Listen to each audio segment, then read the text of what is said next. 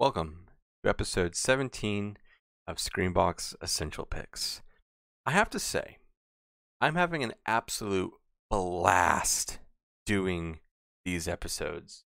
Back when the podcast started, and even, up until this year, we were doing full-length movie reviews, like going through the whole film, talking about the highlights of our films, and whatnot. Those are fun, but they're also a little taxing. Having to watch the movie, get all the notes, highlight things, and then pick things apart and discuss, like, what does this mean, or how do we interpret it, right? Those are still fun. I know we haven't really done a lot of those as of late. I do for SCREAMBOX every now and then if we get a good screener that I really want to dive into. We have been giving a couple, but I just don't know if I wanted to talk about them because of how they were either coming off or whatnot.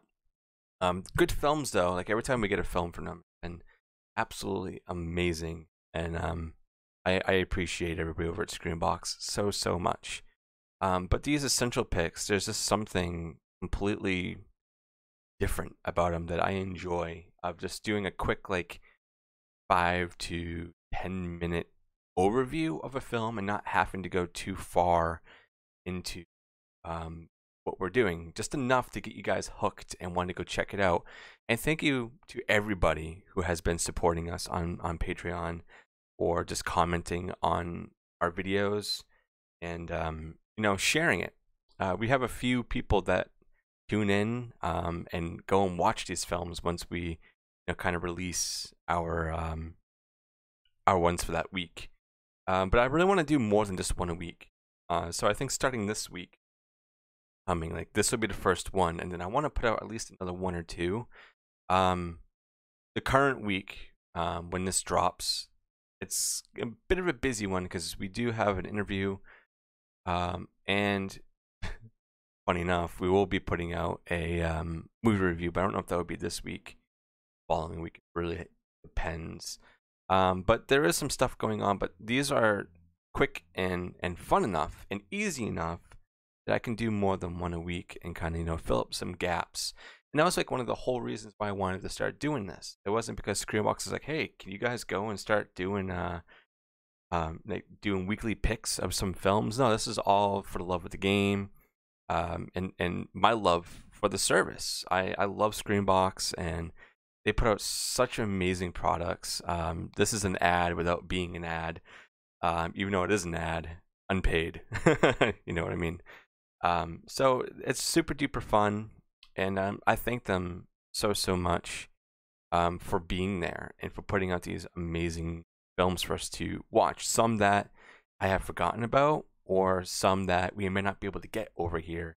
Like a lot of the foreign films, really the only place to watch them is either be in the region that they are released or on SCREAMBOX. You don't really see them going anywhere else. And I love that. I love that so much that they're all for the fans and getting such a diverse catalog of movies compared to some other streaming services out there that are designated towards one specific fan base, like horror or comedy, whatever it may be. I mean, yeah, we have Shudder, and Shudder does have its fair share of foreign films, but I think SCREAMBOX really outweighs them a little bit in that regard of having so much more on there that they put out all the time. But anyway, the two films that I'm going to be highlighting today is The Ninth Configuration and The Brain. I thought these kind of paired together in a weird way, and I'll get to that in a second. But before we do that, I have to say thank you to our sponsors. So here we have a sponsor, and I'm actually really excited for this, and it's Dubby. They are a energy drink, essentially. You get a powder, so it's like those other ones that are out there. Like you got Gamer Sups, got some other ones that are out there, but W is one that I've actually been consuming for a while. I actually just ran out and I had to buy new. new ones. I reached out to them and said, "Hey guys, I'd like to partner and see if we could, help getting other people out there to kind of kick, sugary drinks." And that's one reason why I started using them, is because I used to drink a lot of soda, like a lot of soda. I still drink my coffee, and I don't know if I'm ever going to give that up. But to get me away from soda, which has helped me a lot in losing some weight, and for those of you who are curious, I have been on this weight loss journey for at least 2-3 months now, and I'm not going to the gym or anything. I'm doing fasting. Since it fits my schedule and it helps a lot, and I have to kick sugary drinks. This has definitely helped, and they have a lot of things to offer, and they're just beginning. But we have a code, and it's BHOPOD, all uppercase, which is right here on the screen, and I'll also have links down below for everybody to go and check it out, and you guys can get 10% off your orders. And if you use any of my links down below, you guys will also get a percentage off. But let me tell you a little bit about them before we start jumping into the rest of this. They are a clean energy drink, which does, do something that I hate when I consume, other energy drinks out there on the market. It's like I'll get really high and I'll feel great, and then I'll just crash. But this, since I've started consuming them, I don't crash at all. Like, I kind of just I stay pretty steady, and if it goes out, I don't feel groggy or gross or anything like that. I just it goes away subtly. And another thing that's really good is their powder, because you mix it in with water in a shaker, is their powder that completely dissolves. Like, there's nothing that stays in there or anything. Once my new stuff comes in, I'll show everybody, and I'll post it on socials and everything, so you guys can go and see it. They're really, really cool, and they also don't have any sugar, no calories or anything like that. It's very, very clean compared to some other ones. So yeah, zero sugar. They don't have any artificial colors or dyes, which is amazing. And it's gluten free. So anybody who's out there that is worried about things like this, it's gluten free, 100%. And they have a lot to offer. And one thing that's really, really cool is one drink that you guys use, one scoop, is $1 per drink. So if you were to go out and buy a coffee or an energy drink, that could range from $3 to $10, But no, they're a great product, and I really do enjoy them. So if you guys want to support the show, and if you want to support them, please use my code BHOPOD. You guys can get 10% off, and also the link down below. So thank you guys for listening to this ad and supporting the show. All right. Thank you guys so much for listening to that. So let's get back to the episode.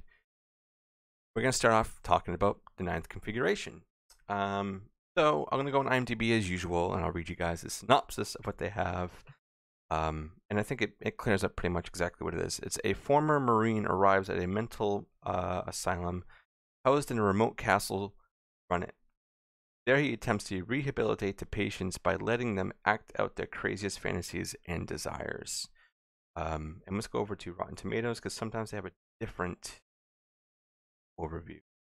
So they have Vincent Kane is a military psychiatrist who takes charge of an army mental hospital situated in a secluded castle. Among Kane's many eccentric patients is Captain Billy Cutshaw, a troubled astronaut in the midst of an existential crisis. Although Kane's own grasp on sanity is questionable, he manages to engage Cutshaw in a series of thoughtful conversations about science, faith that deeply affects the lives of both men.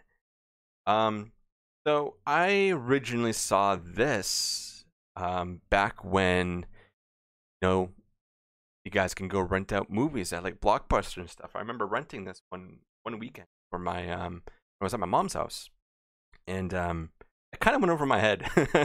And then coming back to it and watching it again, there's still some things I'm like, there's a lot in this fucking movie, and then you realize it's because it's written and directed and also produced by William Peter Blatty, who, The Exorcist. He also did Exorcist 3, so he directed that one. It's a it's a movie that is definitely underrated, I would say. Especially for like what it's going and saying about, people. Like there's a thing that's saying at the beginning of the film, like during this point in time with the Vietnam, there's a lot of people coming back with PTSD, or their minds being like corrupted in some sort of way, where it's like they have split personalities and stuff like that. And a lot of the doctors and even like family members and whatnot, they were saying that who knows if any of these people are faking, because you gotta treat these people.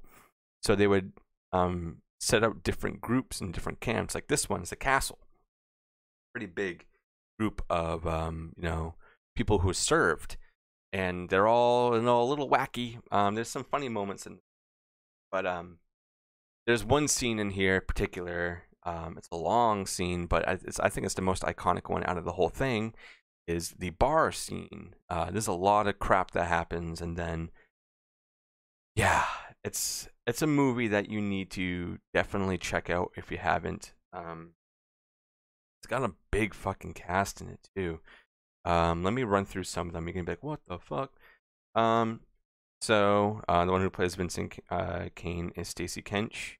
Then this one, I was like, whoa, where have I seen him in? I had to have seen him in so much. And it's Scott Wilson, and he was in The Walking Dead. He played Herschel Green. I was like, whoa, so he's the guy who plays the astronaut and whatnot. You got Jason Miller in there. For those of you who don't know who he is, he was Father Karras, Exorcist. So there's some crossover there. Ed Flanders, which in The Exorcist Part 3. There's a lot of crossover and stuff that happens in here, but like I said, it's got a big fucking cast in it. You guys can go on IMDb and be like, whoa, wow. So I think at this point, a lot of that was the starting of those people's careers. Great film. It was released August 8th, 1980, and then went to streaming December 2nd, 2014. That must have been, I don't know, Netflix, when Netflix was actually a thing. Let's see, do we have a gross? I haven't been able to get like financials on any of these movies as of late. Really, Rotten Tomatoes is really good about that, and even IMDb sometimes, but not as of late. I'm weird. But go check this one out. It's kind of a hard film to talk about when I'm trying to highlight it. But if you guys want to see, people be crazy, do somewhat funny things, but also some really crazy things, and in a castle that's beautiful. It's got a great score. Story is amazing. A really crazy bar scene and crazy ending. I definitely recommend you guys go check out The Ninth Configuration. But now moving on to a more straightforward, fun, shut off my brain movie is The Brain. And the reason why I wanted to link these two together is because The Ninth Configuration was dealing with people who had split personalities or were crazy, or there was things going on in the film that kind of mess with your mind a little bit, and you're thinking, what's going on? And this one is actually a brain. So I mean, what better to pair with a movie that's about disabilities, mental disabilities and stuff, than a movie about a killer brain? Come on, I mean, it's too good to pass up. So the synopsis on IMDb is a psychiatrist with an increasingly popular TV show, Jesus Can I Talk, brainwashes his audience with a giant living brain.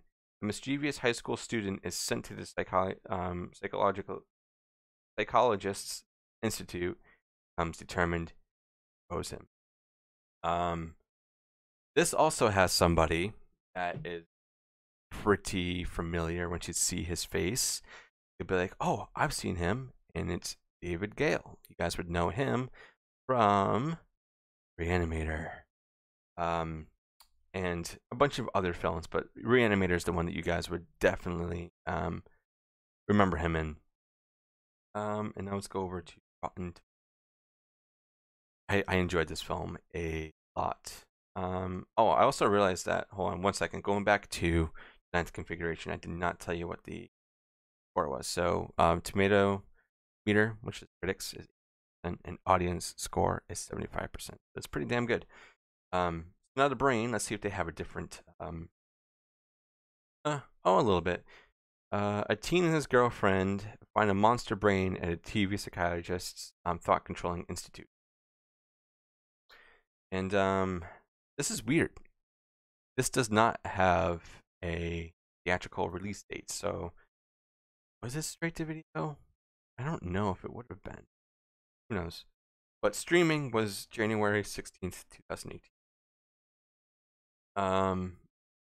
Yeah. So talking about this movie, this is also kind of like a mind fuck in a way, because you get thrown into this scene at the beginning with this girl and her mother, and she's like having these hallucinations, but like one leads into another and leads into another, leads into another, and ends with the mother being dead and her flying out the window.